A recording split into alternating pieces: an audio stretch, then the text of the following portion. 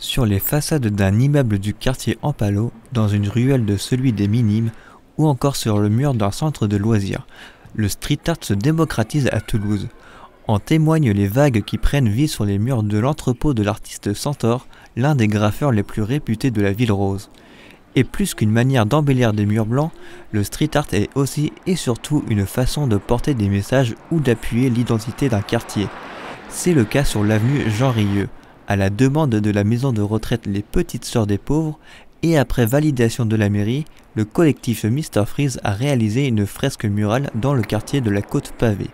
Ce qu'on a voulu en tout cas communiquer avec cette fresque, c'est cet accompagnement. Il y avait ce lien bien sûr avec cette maison de retraite où c'est un quartier qui est en mutation aussi, qui se rajeunit, mais où il y a beaucoup de personnes âgées.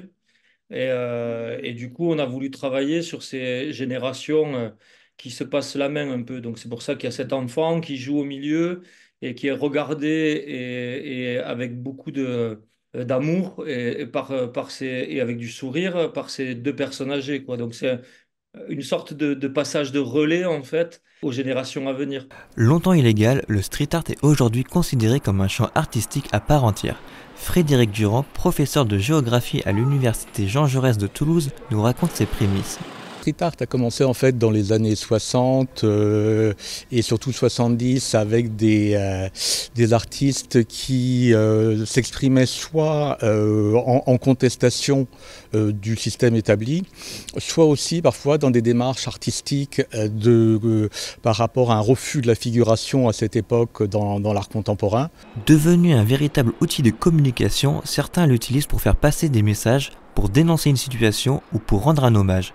C'est le cas du graphe de l'afro-colombienne Andrela Atuesta à côté du pont de la Croix de Pierre.